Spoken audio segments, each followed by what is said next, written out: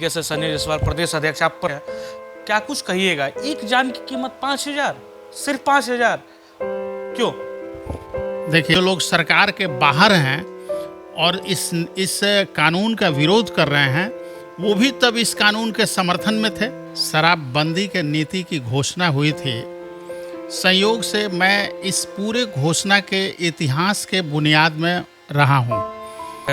शराबबंदी कहा जा रहा है कि 2016 से है, लेकिन कहाँ कुछ हो पा रहा है, क्यों नहीं हो पा रहा है? सबसे बड़ा सवाल, सुशासन व्यवस्था कहाँ खलल डाल दे रही है कि शराब व्यापारी और शराब माफिया जो है वो धड़ल्ले से शराब बेच रहे हैं और जहरीली शराब का बनाया भी जा रहा है बिहार में। क्यों ऐसा हो रहा है? महिलाओं के एक समूह ने उनसे कहा कि बिहार में शराबबंदी लागू करिए, और ये उन्होंने माइक पे आकर के घोषणा कर दिया कि ये कोई सुनियोजित और कोई इस तरह की बात नहीं थी। तारापुर विधानसभा चुनाव में हम लोग एनडीए के समर्थन में गए थे और ये जीत सामूहिक जीत थी।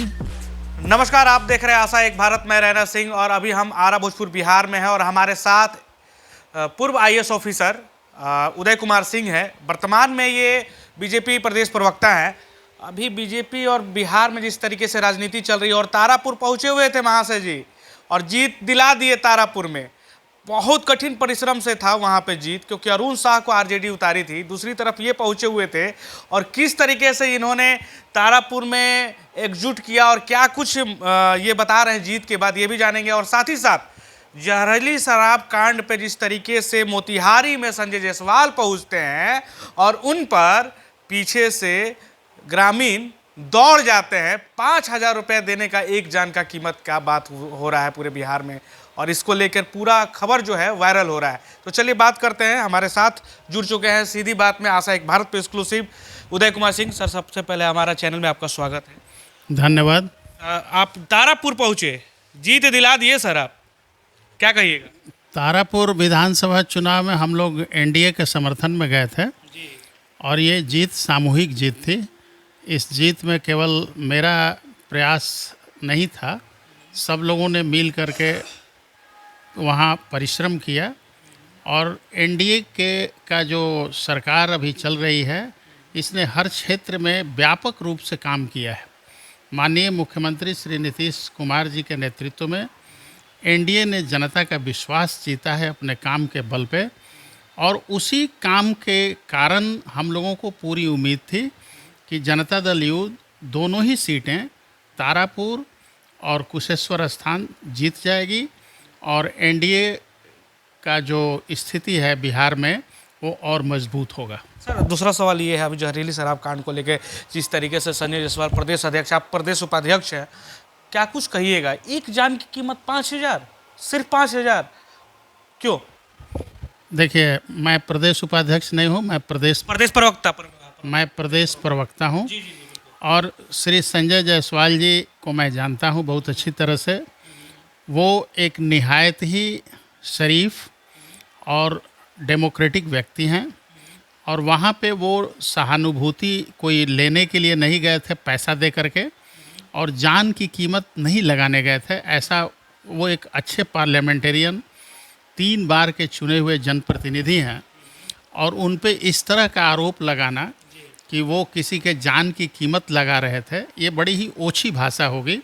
क्योंकि वो एक सज्जन व्यक्ति हैं, पेशे से डॉक्टर हैं, वो वहाँ पे उनको लगा होगा कि इन लोगों को कुछ हम मदद करें, तो वो निजी तौर पे मदद करने का कोशिश किए होंगे पीड़ित परिवार को। और बाकी तो उन्होंने बहुत बड़ी लड़ाई लड़ने की टीवी पे, मीडिया चैनल पे भी सारी बातें कही है। तो ये कहना कि वो वहाँ पे उन लोगों का जान का कीमत लगा रहे थे, ये बड़ा ही ओछी भाषा है। और इसको आप अगर कोई इस बात को कहता है तो उसे इस भाषा का प्रयोग उस व्यक्ति के लिए नहीं करना चाहिए। वो एक सज्जन इंसान है, और वहाँ हुज ट्रेजेडी हुआ था।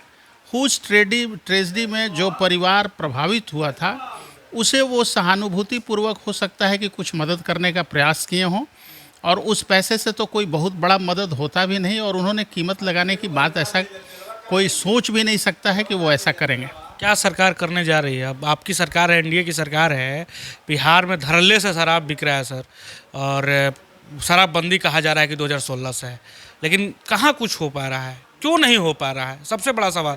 सुशासन व्यवस्था कहाँ खलल डाल दे रही है कि शराब व्यापारी और शराब माफिया जो है वो धड़ल्ले से शराब बेच रहे हैं और जहरीली शराब का बनाया भी जा रहा है बिहार में। क्यों ऐसा हो रहा है?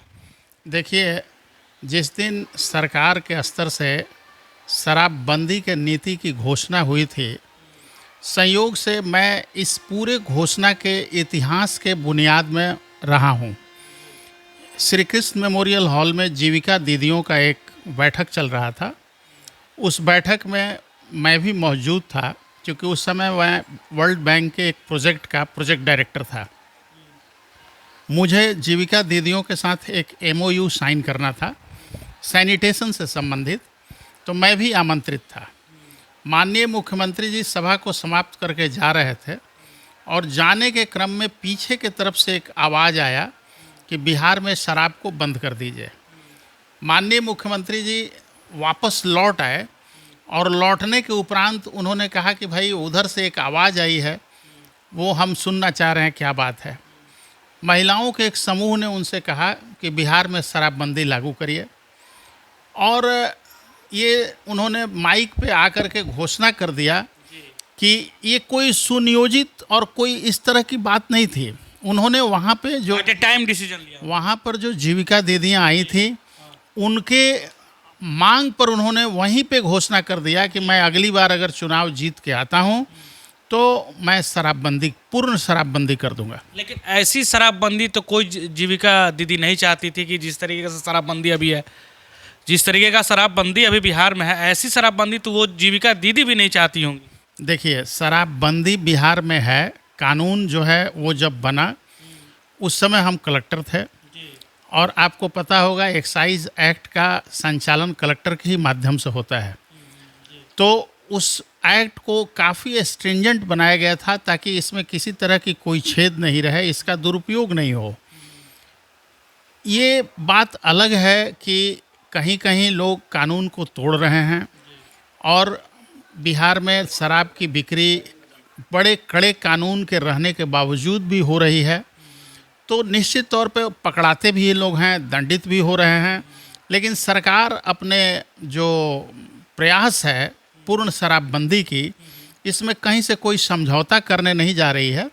और ये किसी NDA और कोई मतलब जनता दल यू और BJP इस तरह का कोई बात नहीं है। पूरा जो सरकार है, जो सामूहिक रूप से चल रही है, संयुक्त रूप से चल रही है ये सरकार का जो उन्होंने तो बड़ा ही अच्छा कहा माननीय मुख्यमंत्री जी ने कि जो लोग सरकार के बाहर हैं और इस कानून का विरोध कर रहे हैं, वो भी तब इस कानून के समर्थन में थे। महागठबंधन के ही दौर में ये 2016 में शराबबंदी आया। बिल्कुल, उस समय ही ये शराबबंदी आई थी। अगर लग रहा है कहीं से कि इस कानून में कुछ कमियां हैं या कहीं से कुछ अड़चन है, कानून में कोई कमी नहीं है। लागू एग्जीक्यूटिंग जो मशीनरी है जिसके बल पे ये कानून का अनुपालन होना है, हो सकता है कि उसमें कहीं पे कुछ लैप्सेज हो, कुछ त्रुटियां रह गई हों, तो इसकी समीक्षा होगी और सरकार पूरी तरह से कटिबद्ध है।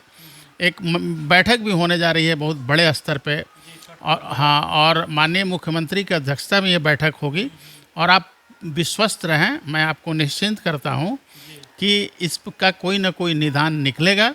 और इस तरह से जो घटनाएं हुई हैं ये दुखद घटनाएं हैं। ऐसी घटनाओं की पुनरावृत्ति भविष्य में नहीं होगी। ये थे उदय कुमार सिंह, पूर्व IAS ऑफिसर और प्रदेश प्रवक्ता अभी BJP के हैं।